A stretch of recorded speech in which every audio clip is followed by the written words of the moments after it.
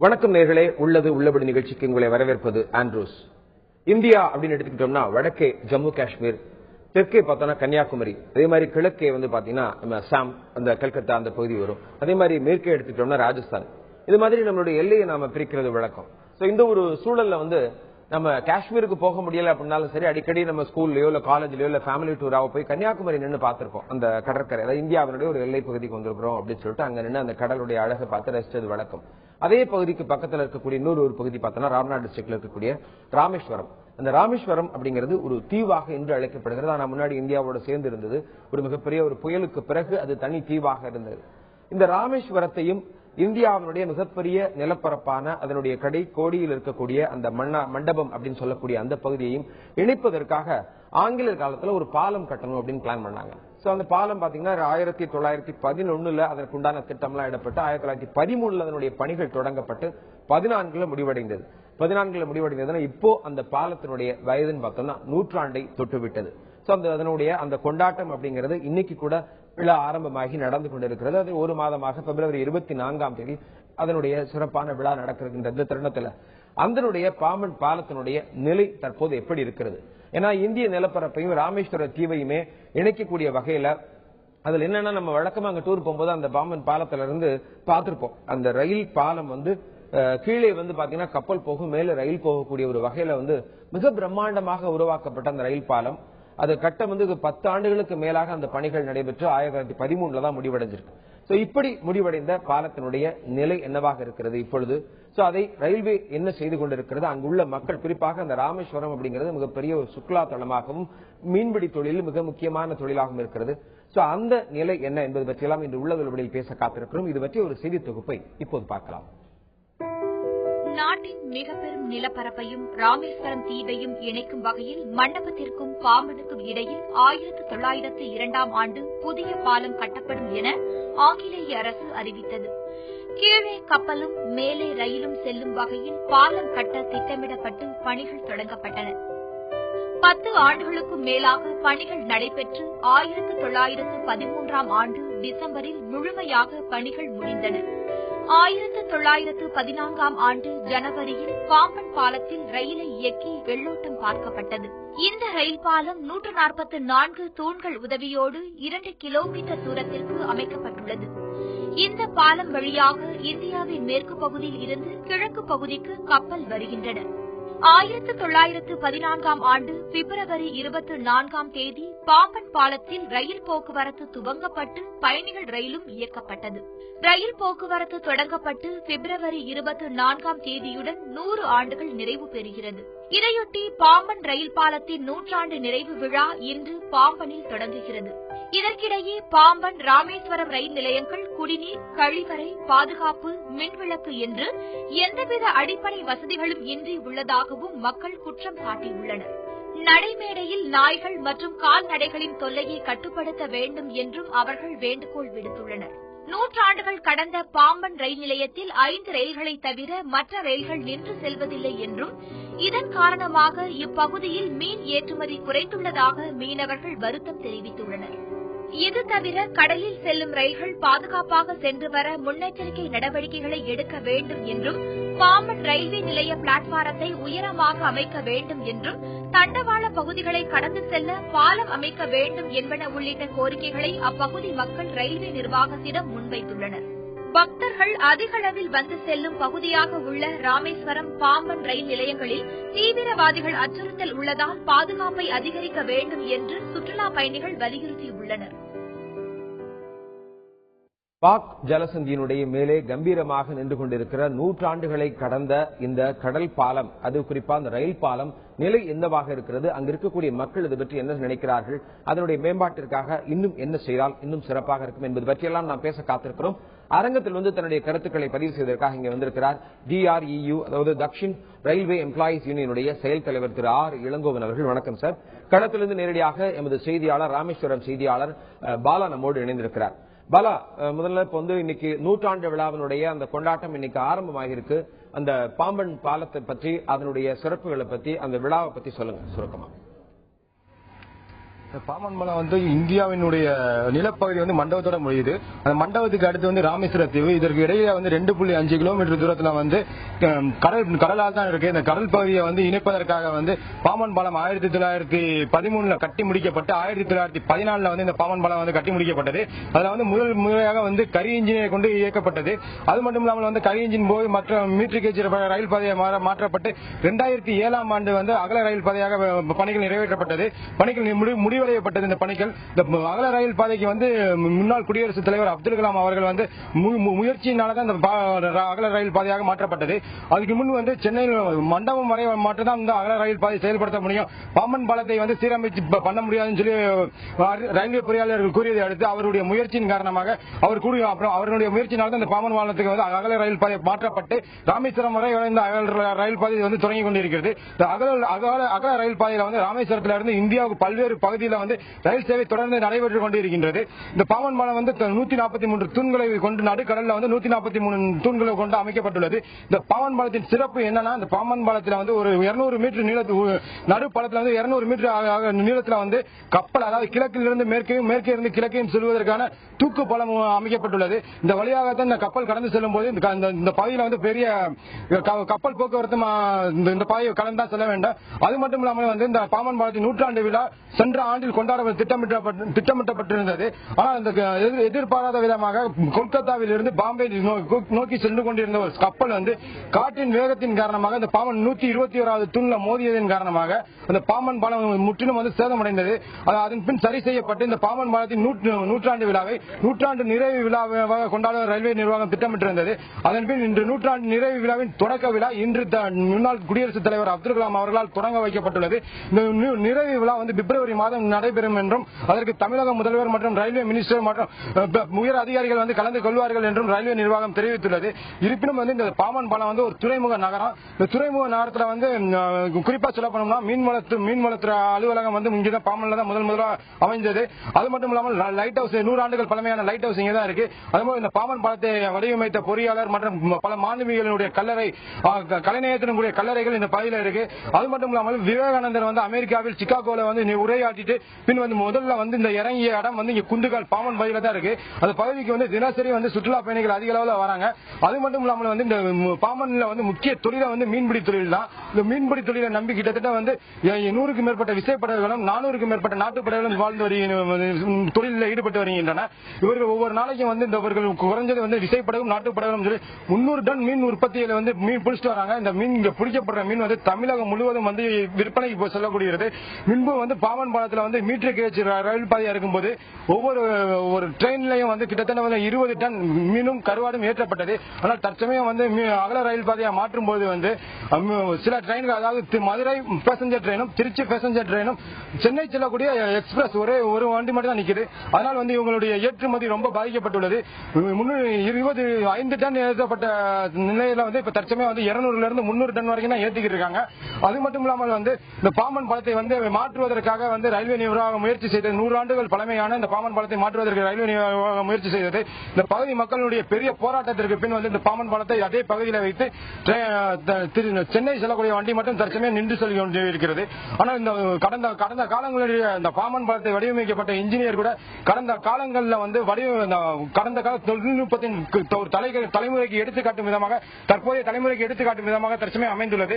அது மட்டும் இல்லாமல் ஒரு முன்பு வாழ்ந்த மனிதர்கள் என்ன சொல்கிறார்கள் என்றால், இந்த பாம்பன் பாலம் சென்னையில ஏறினோம்னா இந்த பாம்பன் பாலத்தின் வழியாக கடலை கடந்து தனுஷ்குடிக்கு சென்று அங்கு தனுஷ்குடியில் இருந்து தலைமன்னார் மூலம் கப்பல்ல சென்று கப்பல்ல அங்கு தலைமன்னார்ல நிறுத்தி வைக்கப்பட்டுள்ள ட்ரெயின்ல சென்று நான் கொழும்பு போய் சென்று அடைவோம் அப்படின்னு சொல்றேன். நீங்க உள்ள முன்னோர்கள் சொல்லுகின்றனர். ஆனால் தற்சமயம் இந்த பாம்பன் பகுதி மக்கள் என்ன கூறுகின்றார்கள் என்றால், வரும் இந்த நூற்றாண்டு விழாவில் புதியதாக ஒரு பாம்பன் பாலம், அதாவது இந்த பாலம் ரொம்ப பழமை வாய்ந்த பாலமா இருக்கு. ஏதாவது விபத்து ஏற்பட்டாலும் எது நடந்தாலும் இந்த பாம்பன் பாலத்தை தற்சமயம் நிறுத்த போக்குவரத்தை முற்றிலும் நின்றுவிடும். அதனால் பாம்பன் பாலத்தை புதியதாக ஒரு பாலத்தின் அமைப்பதற்கு ரயில்வே நிர்வாகம் முயற்சி எடுத்துச்சு. அந்த பாலத்தை இந்த நூற்றாண்டு விழாவில் அறிவிக்க வேண்டும் என்பது இவர்களுடைய கோரிக்கையாக உள்ளது. ஆண்ட்ரோஸ் பாலா, உங்களுடைய தகவலுக்கு நன்றி. தொடர்ந்து இணைந்திருங்கள். குறிப்பா நம்ம அரங்கத்தில் இருக்கக்கூடிய ஆர் இளங்கோவன் அவற்றை நம்ம கேட்கலாம். ரயில்வே அப்படிங்கறதுனால சார் இந்த பாலம் பாத்தீங்க அப்படின்னா ரொம்ப குறிப்பா வந்து தண்ணியில இருக்கக்கூடிய ஒரு பாலம். அதுலயும் பார்த்தோம் அப்படின்னா அந்த தண்ணியை பொறுத்த வரைக்கும் பார்த்தோம்னா அதிகமாக உப்பு கலந்த ஒரு தண்ணீர் ஈஸியா அது கரைஞ்சிடக்கூடிய ஒரு இரும்பா இருந்தாலும் சரி கரைக்கக்கூடிய ஒரு அளவுல இருக்கக்கூடிய ஒரு தண்ணி. ஏன்னா உலகத்துல 2வது கடற்கரையில இந்த அளவு தூரம் கரைக்கக்கூடிய ஒரு தன்மை வந்து இந்த தண்ணிக்கு தான் இருக்குங்கிறது சொல்லப்படுது. சோ இந்த ஒரு சூழல்ல இந்த டெக்னாலஜி எப்படி அதை பயன்படுத்தினாங்க, அங்க எப்படி கட்டப்பட்டது, அதை பத்தி சுருக்கமா சொல்லுங்க. இது வந்து இத ஜெர்மன் இன்ஜினியர் தான் இதை டிசைன் பண்ணார். அவர் பேரு வில்லியம் ஸ்கெர்சர். அதனால இந்த பாலத்துக்கு என்ன பேருன்னா ஸ்கெர்சர் லிஃப்ட் பிரிட்ஜ் தான் இதுக்கு பேரு. ஸோ அந்த அவர் வந்து டிசைன் பண்ணி ஸ்கெர்சர் ரோலிங் லிஃப்ட் பிரிட்ஜ் இது வந்து இந்த 2 கேண்டிலீவர்ஸ் இருக்குல்ல, அந்த அந்த நீங்க வந்து மேனுவலா ஆபரேட் பண்றாங்க. அது ஓகே, மேனுவலா ஆபரேட் பண்ணும்போது 6 பேர் ஆபரேட் பண்ணுவாங்க.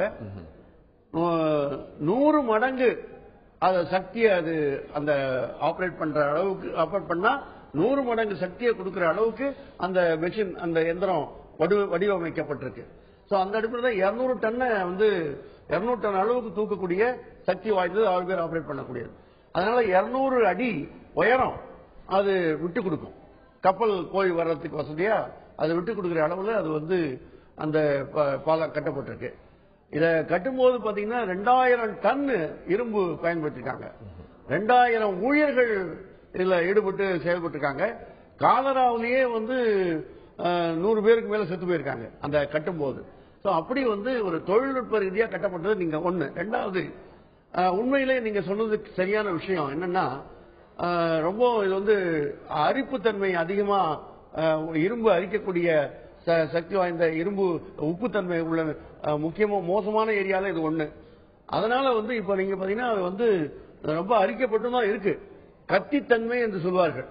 அந்த மாதிரி கத்தி மாதிரி அது அரிச்சு கத்தி மாதிரி இருக்கக்கூடிய நிலைமையில இருக்குது. இப்போதைக்கு அது வந்து 15/7/2006 பிராட் கேஜ் ஆக்கி திரும்பி விட்ட போது ஐஐடி மெட்ராஸ் அவங்க வந்து அதை வந்து ஸ்டடி பண்ணி இப்போதைக்கு ட்ரெயின் ஆபரேஷனுக்கு இது ஃபிட்னு சொல்லியிருக்காங்க. ஃபியூச்சர்னு பாத்தீங்கன்னு சொன்னா எதிர்காலத்தில் என்னன்னு சொன்னாக்கா நிச்சயமா வந்து புது பாலம் கட்ட வேண்டியதுதான் சரியான வழி.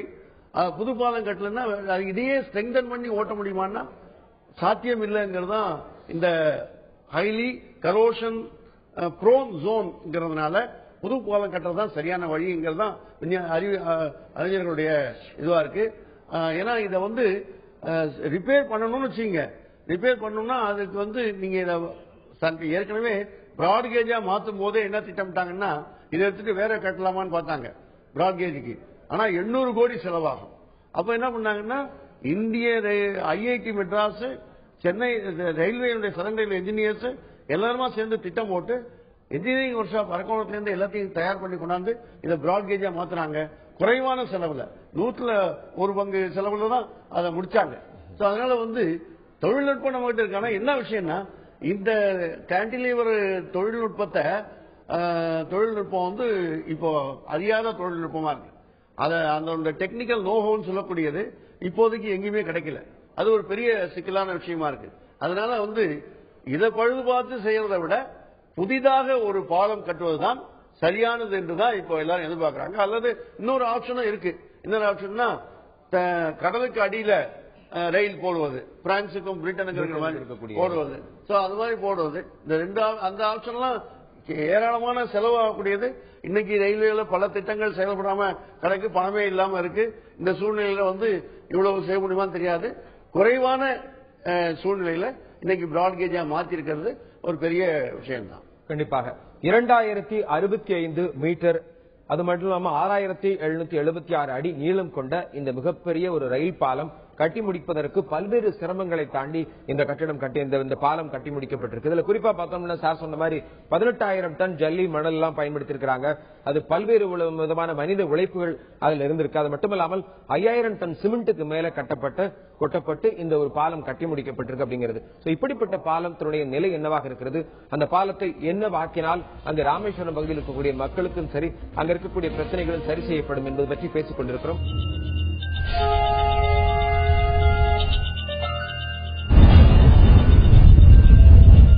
தொடர்ந்து நாம் உள்ளது நிகழ்ச்சியில் நூற்றாண்டு கண்ட இந்த பாம்பன் பாலத்தினுடைய நிலை பற்றி நாம் பேசிக் கொண்டிருக்கிறோம். களத்திலிருந்து எமது செய்தியாளர் ராமேஸ்வரம் பாலா நம்மோடு இணைந்திருக்கிறார். அவர் கூட அங்க இருக்கக்கூடிய ராமேஸ்வரம் ராமநாதபுரத்தினுடைய எம்எல்ஏ ஜவாஹிருல்லா நம்மோடு இணைந்திருக்கிறார். அவர்கிட்டையும் கேட்கலாம். பாலா, எம்எல்ஏ கூட இருக்கிறாங்க, அவங்ககிட்ட கேளுங்க. குறிப்பா இந்த ராமேஸ்வரம் அப்படிங்கிறது நம்ம சுற்றுலா தலமாகவும் அது மட்டும் இல்லாம மிக முக்கியம் வாய்ந்த மீன்பிடி தொழில் நிறைந்த ஒரு பகுதியாகவும் இருக்கிறது. அந்த பகுதியில் இந்த பாம்பன் பாலம் இருக்கிறது. இந்த பாம்பன் பாலத்தினுடைய நிலை இப்பொழுது என்னவாக இருக்கிறது, அதற்கு மறுசீரமைப்பதற்காக என்ன முயற்சி அவர் எடுத்திருக்கிறார் கேட்டு சொல்லுங்க. ராமேஸ்வரம் ஒரு சுற்றுலா தலம். அது மட்டும் இல்லாமல் பாம்பன் மீன்பிடி துறைமுகம் கொண்டது. மீன்பிடி தான் பிரதான தொழிலா இருக்கு. அந்த வழியா அது மட்டும் இல்லாமல் இந்த நூற்றாண்டு கண்ட பாம்பன் பாலம் இப்ப என்ன நிலையில இருக்கு, அதுக்காண்டி நீங்க என்ன சீரமைப்பு பண்றதுக்காண்டி என்ன நடவடிக்கை இருக்கு? மண்டபத்தை ராமேஸ்வரம் தீவுடன் இணைக்கக்கூடிய மிகப்பெரிய பணி ஒரு நூற்றாண்டுக்கு முன்பு 1914 பிப்ரவரி 24 முடிவடைந்து பாம்பன் ரயில் பாலம் அமைக்கப்பட்டது. இந்த பாம்பன் ரயில் பாலம் ஏன் வரலாற்று சிறப்பு மிகுந்தது என்று சொல்கிறோம் என்றால், உலகத்திலேயே மிகவும் அதிகமாக கடல் அரிப்பு ஏற்படக்கூடிய இரண்டாவது பகுதி இந்த பாம்பன் பாலம் அமைக்கப்பட்டிருக்கக்கூடிய பகுதி. ஒரு பக்கம் மன்னார் வளைகுடா, இன்னொரு பக்கம் பாக் நீரிணை. இந்த இரண்டையும் இணைக்கக்கூடிய பாலம் தான் இந்த ரயில்வே பாலம். அதற்காக ஆங்கிலேயர்கள் மிக சிறப்பான தொழில்நுட்பத்தை அந்த காலகட்டத்திலேயே பயன்படுத்தி இருக்கிறார்கள். அதற்காக பலரும் தியாகம் செய்திருக்கிறார்கள். குறிப்பாக மிஸ்டர் ஒயிட் என்பவர் இந்த ரயில்வே பாலத்தினுடைய செயல் அதிகாரியாக இருந்தார். அவருடைய மனைவி இந்த பகுதியில் ஏராளமான சமூக சேவைகள் செய்ததனால இந்த பகுதியில் பெறக்கூடிய பிள்ளைகளுக்கு ஒயிட் என்ற பெயரை இணைத்து சொல்லக்கூடிய அளவுக்கு இந்த பாலத்தினுடைய முக்கியத்துவத்தை அந்த மக்கள் உணர்ந்திருக்கிறார்கள். நீங்கள் கேட்ட கேள்விக்கு வருவதற்கு முன்பு இன்னும் சில தகவல்களை இந்த பாலத்தை பற்றி சொல்ல விரும்புகின்றேன். 1964 தனுஷ்கோடி அழிந்தது மிகப்பெரிய புயலால், டிசம்பர் மாதம் 27 அதற்கு அந்த புயலின் போது பாம்பன் பாலத்தினுடைய கணிசமான பகுதிகள், அதனுடைய மத்தியில் இருக்கக்கூடிய கப்பல் வரும்போது ரயில்வே இருப்பு பாதை மேலே ஒரு ராட்டினம் போல தூக்கப்பட்டு நடுவில் கப்பல் போகக்கூடிய அளவுக்கு வசதியுடன் அந்த தொழில்நுட்பத்துடன் பாம்பன் பாலம் கட்டப்பட்டது. 1964 நடைபெற்ற அந்த புயலில் இந்த பாம்பன் பாலத்தினுடைய பெரும்பகுதி அடித்து செல்லப்பட்ட ஒரு சூழலில் அன்றைய தென்னக ரயில்வேயினுடைய செயற்பொறியாளராக இருந்த திரு இ ஸ்ரீதரன் அவர்களுடைய தலைமையின் கீழே மீண்டும் அந்த பாம்பன் பாலம் கட்டப்பட்டது. இந்த இ ஸ்ரீதரன் தான் பிறகு டெல்லி மெட்ரோ ரயிலினுடைய உருவாக்கிய பொறியாளராக இருந்தார். சென்னை மெட்ரோ ரயிலினுடைய ஆலோசகராக இருக்கிறார். ஏன் சவுதி அரேபியாவில் மக்கா பகுதியில் ரயில்வே பாதை அமைப்பதற்கும் அவர் கன்சல்டன்டாக செயல்பட்டிருக்கிறார் என்பதும் ஒரு அரிய தகவல். அது மட்டுமல்ல, 1964 அந்த சிதைக்கப்பட்ட அந்த பாலத்தை மீண்டும் கட்டி அமைக்கப்பட்டது மூலம் வெள்ளைக்காரர்களுக்கு சளைத்தவர்கள் அல்ல இந்தியர்கள் என்பது நிரூபணமானது என்பதையும் நான் இங்கே குறிப்பிட விரும்புகின்றேன். அதற்கு அடுத்ததாக இந்த பாம்பன் பாலம் இன்னொரு வரலாற்று சிறப்பையும் கொண்டதாக இருக்கின்றது. எதற்கெடுத்தாலும் தொழில்நுட்பத்தில் வெள்ளைக்காரர்கள் என்று சொல்வதை விட வெளிநாட்டுக்காரர்கள் தான் தொழில்நுட்பம் தெரிந்தவர்கள். அவர்களால் தான் டெக்னிக்கலாக தொழில் ரீதியாக சிறப்பான முறையில் செயல்படுத்த முடியும் என்றெல்லாம் பரவலாக ஒரு கருத்து நிலவி வருகிறது. அந்த கருத்தை பொய்ப்பித்த ஒரு சிறப்பும் பாம்பன் பாலத்திற்கு உண்டு. காரணம் என்னவென்றால், மீட்டர் கேஜ் பாதையில இந்த பாலம் இருந்தது. பிராட்கேஜுக்காக மாறிய பிறகு இந்த மண்டபம் வரைக்கும் வந்த அந்த பிராட்கேஜ் பாதை அதற்கு தாண்டி தீவிலிருந்து ராமேஸ்வரம் வரைக்கும் போக வேண்டும். அப்போது இந்த பாம்பன் பாலத்தை மீட்டர் கேஜிலிருந்து பிராட்கேஜாக மாற்றுவதற்காக வேண்டி சர்வதேச ஒப்பந்த புள்ளிகள் வர வைக்கப்பட்டது. சர்வதேச இன்டர்நேஷனல் டெண்டர் விட்டார்கள். அப்போது வெளிநாட்டு நிறுவனங்கள் இந்த பாலத்தை பிராட்கேஜாக மாற்ற வேண்டும் என்றால் 800 கோடி ரூபாய் டெண்டர் கேட்டார்கள். அது மிகப்பெரிய தொகையாக இந்திய ரயில்வே நிர்வாகத்துக்கு தெரிந்தது. எனவே இந்திய ரயில்வே பொறியாளர்களே சென்னையில் இருக்கக்கூடிய ஐஐடியினுடைய உதவியுடன் இந்த மீட்டர் கேஜ் பாலத்தை பிராட்கேஜாக மாற்றினார்கள். அந்த அளவுக்கு நம்முடைய இந்திய தொழில்நுட்பத்தினுடைய வலிமையும் நிரூபித்த ஒரு பாலமாக பாம்பன் பாலம் அமைந்திருக்கின்றது என்பதில் எந்த சந்தேகமும் இல்லை. ஒரு காலகட்டத்தில் இந்த பாலத்தை வெள்ளைக்காரர்கள் இலங்கையுடன் இணைப்பதற்காக வேண்டிதான் போட்டார்கள். அதனாலதான் முன்பு சென்னையிலிருந்து ராமேஸ்வரம் வரக்கூடிய அந்த ரயில் தனுஷ்கோடி வரைக்கும் ஒரு காலகட்டத்தில் போய் கொண்டிருந்தது. அந்த ரயிலுக்கு போட் மெயில் என்று சொல்வார்கள், படகு மெயில். ஏனென்றால் தனுஷ்கோடியில் இறங்கிவிட்டு அங்கு படகு எடுத்துட்டு தலைமன்னாருக்கு போய் தலைமன்னாரிலிருந்து ரயில் பிடிச்சு இலங்கையினுடைய பல்வேறு நகரங்களுக்கு போகக்கூடிய ஒரு சிறப்பு இருந்தது. இப்போதும் மிக அதிகமான இந்தியாவினுடைய பல்வேறு பகுதிகளில் இருந்து வரக்கூடிய பயணிகள் இந்த பாம்பன் பாலத்தை கடந்துதான் வருகிறார்கள். எனவே இது ஒரு பாரம்பரிய மிகுந்த பாலம் என்ற அடிப்படையில் இதை யுனெஸ்கோவினுடைய ஹெரிட்டேஜ் ஸ்டேட்டஸ், பாரம்பரிய அந்தஸ்து இந்த பாலத்துக்கு பெறப்பட வேண்டும் என்பது இந்த பகுதி நம்முடைய தொகுதி மக்களுடைய கோரிக்கையாக இருக்கின்றது.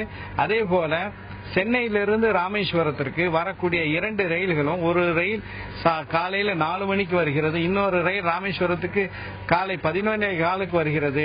இவை இரண்டும் அசாதாரணமான நேரங்களாக இருப்பதனால வரலாற்று சிறப்பு மிகுந்த இந்திய ரயில்வேக்கு ஒரு மிகப்பெரிய ஒரு சிறப்பை தரக்கூடிய, தமிழ்நாட்டுக்கு மிக சிறப்பை தரக்கூடிய, ராமநாதபுரம் மாவட்டத்திற்கு ஒரு சிறப்பை தரக்கூடிய இந்த பாம்பன் ரயில் நிலையத்தினுடைய நூற்றாண்டை கொண்டாடக்கூடிய இந்த நேரத்தில் இந்த பகுதி மக்களுடைய ஒட்டுமொத்த எதிர்பார்ப்பு என்னவாக இருக்கின்றது என்றால், அதைதான் நான் இந்த பாம்பன் நூற்றாண்டு தொடக்க விழாவிலே நான் குறிப்பிட்டேன். சென்னையிலிருந்து ராமேஸ்வரத்திற்கு பாம்பன் எக்ஸ்பிரஸ் என்ற பெயரிலே மக்களுக்கு வசதியான நேரத்தில் ஒரு புதிய ரயில் விடப்பட வேண்டும் என்ற ஒரு கோரிக்கையை முன்வைத்தேன். அதை இந்த விழாவிலே பங்கு கொண்ட நம்முடைய மேனாள் குடியரசுத் தலைவர் மரியாதைக்குரிய APJ அப்துல் கலாம் அவர்களும் வழிமொழிந்து பேசினார்கள். ரயில்வே நிர்வாகம் இந்த கோரிக்கையை ஏற்றுக்கொள்ள வேண்டும். அதே போல இங்கே ஏராளமான மீனவர்கள் இருக்கின்றார்கள். கோடிக்கணக்கான ரூபாய் மீன்கள் இந்த பகுதியிலிருந்து, இந்த தீவு பகுதியிலிருந்து தமிழ்நாட்டின் பல்வேறு பகுதிகளுக்கு மட்டுமல்ல இந்தியாவினுடைய பல்வேறு பகுதிகளுக்கும் செல்கின்றது. அந்த மீனவர்களுடைய வசதிக்காக எக்ஸ்பிரஸ் ரயில்களிலே தனியாக மீன்களை ஏற்றி செல்வதற்காக வேண்டி ஒரு லக்கேஜ் வேன் இணைக்கப்பட வேண்டும் என்ற ஒரு கோரிக்கையும் இங்கே மக்களால் வைக்கப்பட்டிருக்கின்றது. ராமேஸ்வரம் சர்வதேச அளவிலே சுற்றுலா பயணிகளும் இந்திய அளவிலே பக்தர்களும் வரக்கூடிய ஒரு ரயில்வே நிலையம். ஆனால் அந்த ரயில்வே நிலையத்தில் அடிப்படை வசதிகள் இல்லாத ஒரு சூழலை பார்க்கின்றோம். அங்கே நடைமேதையும் விரிவாக்கப்பட வேண்டும். அதே நேரத்தில் அவர்களுக்கு கழிப்பிட வசதிகளும் செய்து கொடுக்கப்பட வேண்டும்.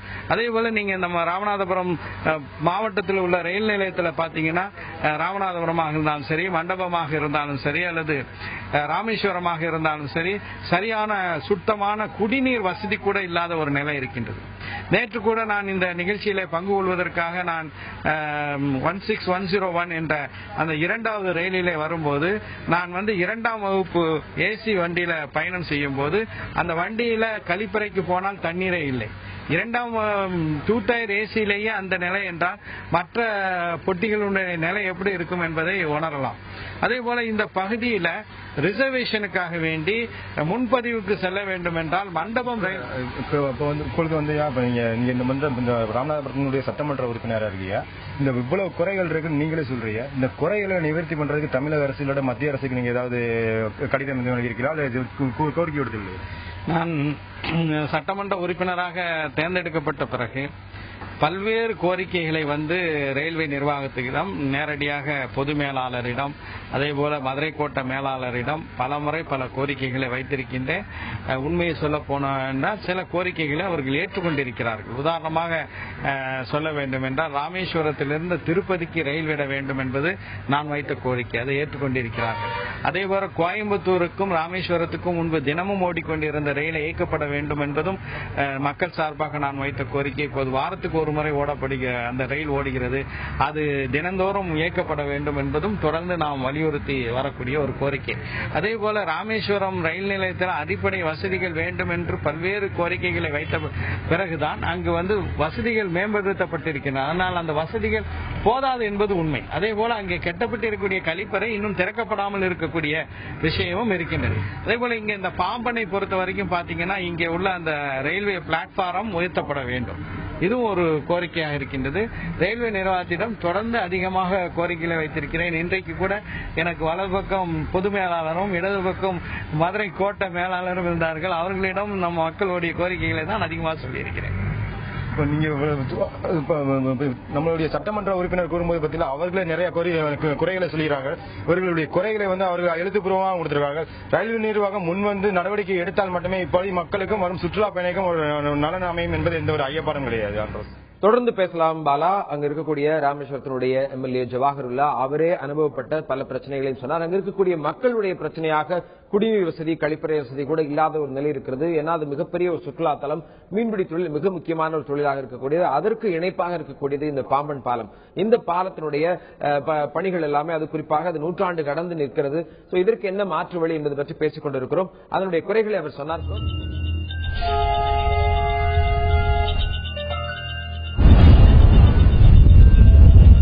ராமேஸ்வரத்தையும் மண்டபம் பகுதி இந்தியாவினுடைய கடைக்கோடியில் இருக்கக்கூடிய பகுதி இரண்டையும் இணைக்கக்கூடிய ஒரு மிகப்பெரிய ஒரு பாலம் பாம்பன் பாலம். இந்த பாலத்தினுடைய நிலை எப்பொழுது இருக்கிறது, ராமேஸ்வரம் பகுதியில் இருக்கக்கூடிய மக்கள் அவர்களுடைய முக்கியமான பிரச்சனையாக என்ன சொல்லுகிறார்கள் என்பது பற்றியெல்லாம் பேசிக் கொண்டிருக்கிறோம். குறிப்பாக இந்த அரங்கத்திலும் தன்னுடைய கருத்துக்களை பதிவு செய்து கொண்டிருக்கிறார் தக்ஷின் ரயில்வே எம்ப்ளாயிஸ் யூனியனுடைய செயல் தலைவர் ஆர் இளங்கோவன் அவர்கள். களத்திலிருந்து எமது செய்தியாளர் ராமேஸ்வரம் பாலா நம்மோடு இணைந்திருக்கிறார்.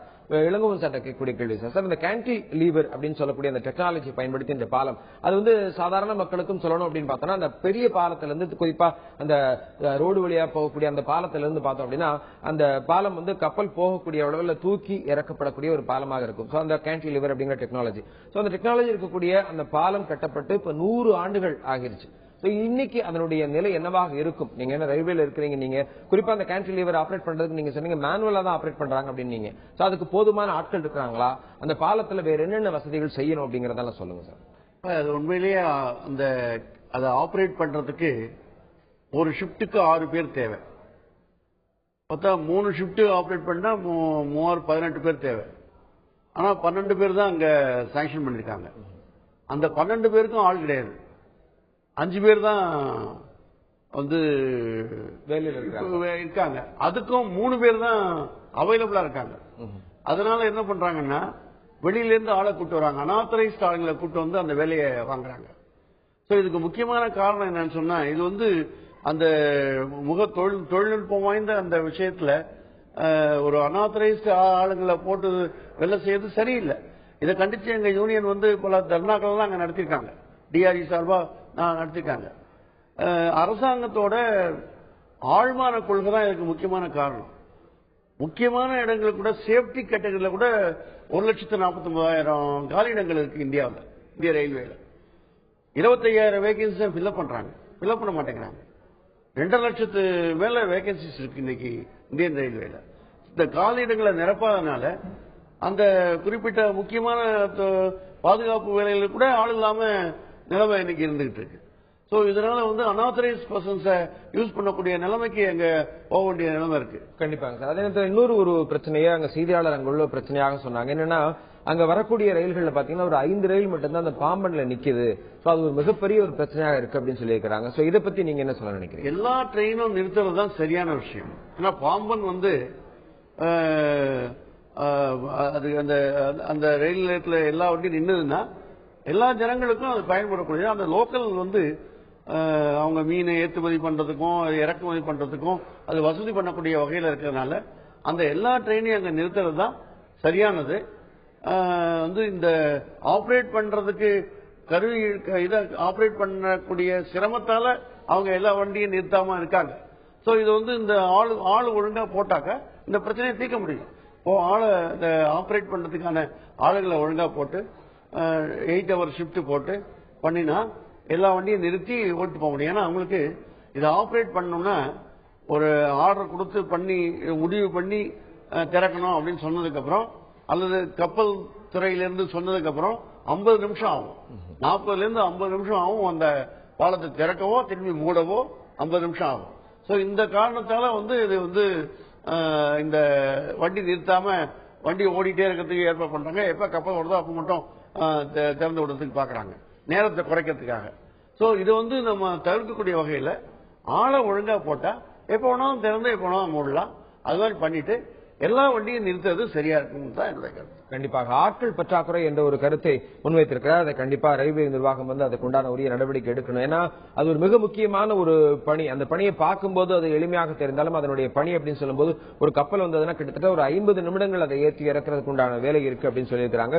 சோ இப்படிப்பட்ட இந்த பழமை வாய்ந்த இந்த பாலத்தில் இருக்கக்கூடிய அந்த பாலத்தை சார்ந்துள்ள அந்த பகுதி மக்கள் என்ன சொல்றாங்க அப்படிங்கிறதுக்கு இப்போ குறிப்பா பாலா, அப்ப நீங்க வந்து இருக்கிற இடத்துல பாத்தீங்க அப்படின்னா ஒரு நாளைக்கு வந்து 300 இருந்து 400 டன் மீன் பிடிக்கப்படுகிறது ராமேஸ்வரம் பகுதியில இருந்து. இது முன்னாடி மீட்டர் கேஜா இருந்தப்போ நம்ம சொன்னது போல வந்து பாத்தீங்கன்னா ஒரு 300 to 400 டன் ஒரு நாளைக்கு அந்த ட்ரெயின்ல மீட்டர் கேஜ்ல போயிட்டு இருந்தது. ஆனா இப்ப பிராட் கேஜா இருக்கும்போது அந்த அளவுக்கு மீன் வந்து அனுப்ப முடியல அப்படிங்கிற ஒரு மிகப்பெரிய ஒரு குற்றச்சாட்டு இருக்கு. அது குறித்து அங்க உள்ள மக்கள் என்ன சொல்றாங்க கேட்டு சொல்லுங்க. இந்த பகுதி வந்து பாம்பன் தங்கச்சிமடம் ரெண்டுமே வந்து மிகப்பெரிய ஊராட்சி. இதுல மட்டுமே வந்து கிட்டத்தட்ட வந்து 25,000 பேர் இருக்காங்க.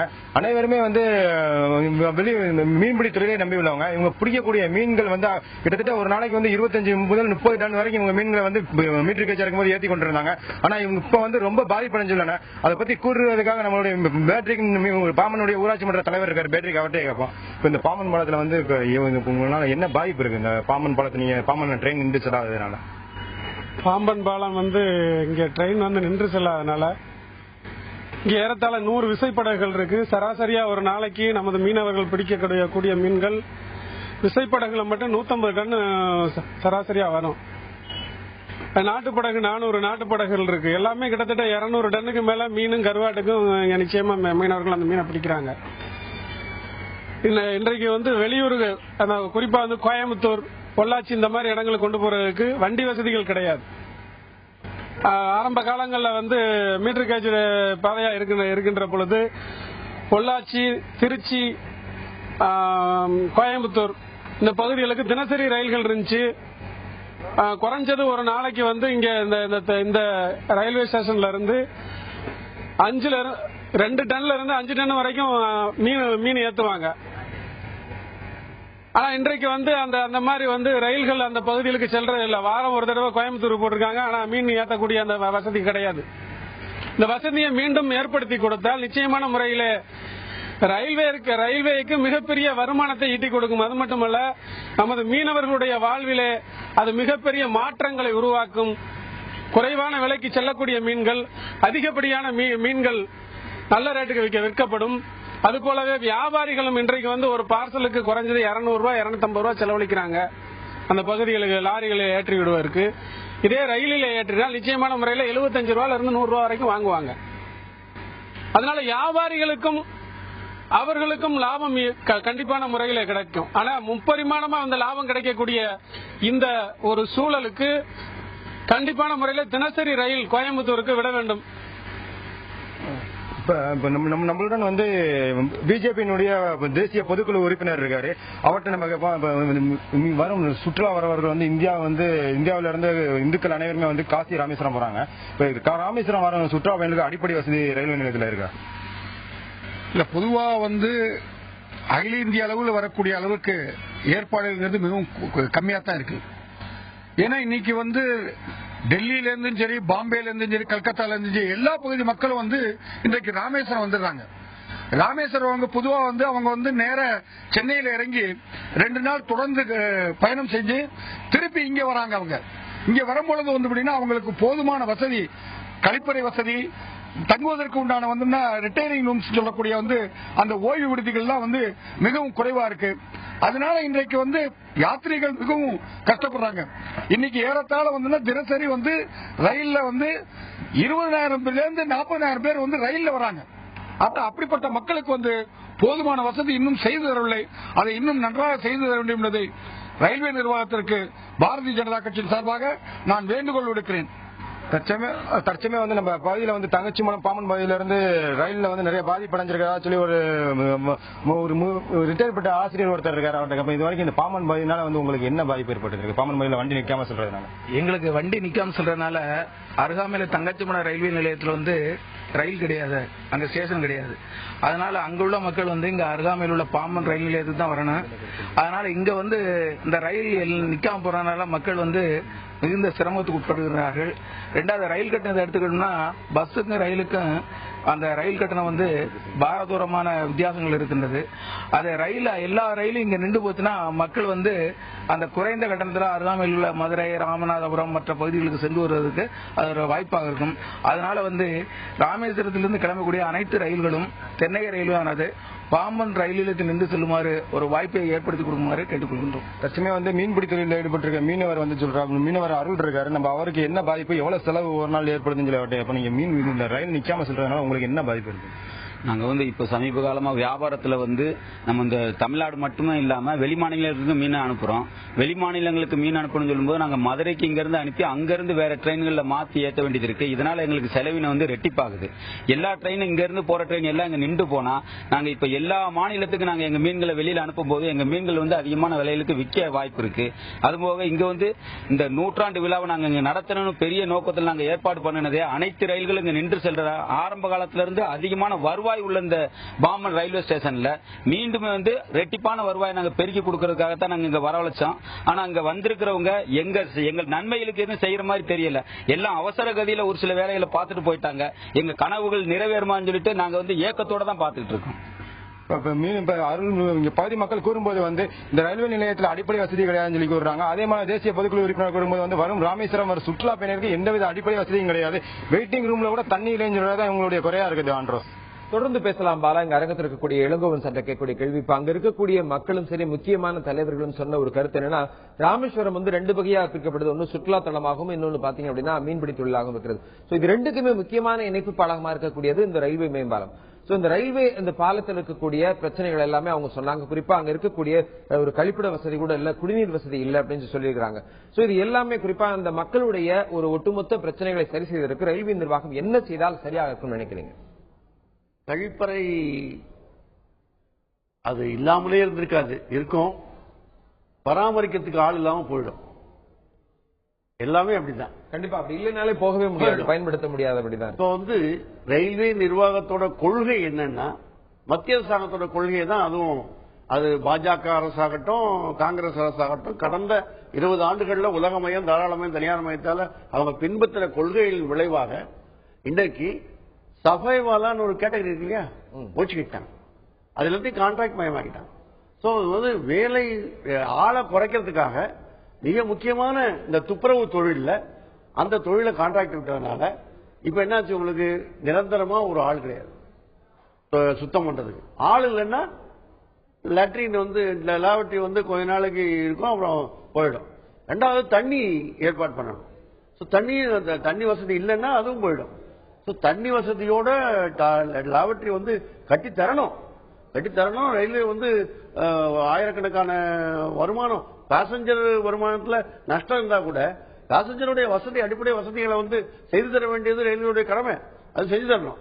அது செஞ்சு தரலன்னா செய்ததற்கான ஏற்பாடை நம்ம வந்து ரயில்வே நிர்வாகத்தை கேட்க வேண்டியது முக்கியமான விஷயம். ஆனா அதே நேரத்தில் இந்த ஆள் போடாதனால தான் இவங்களால முடியல.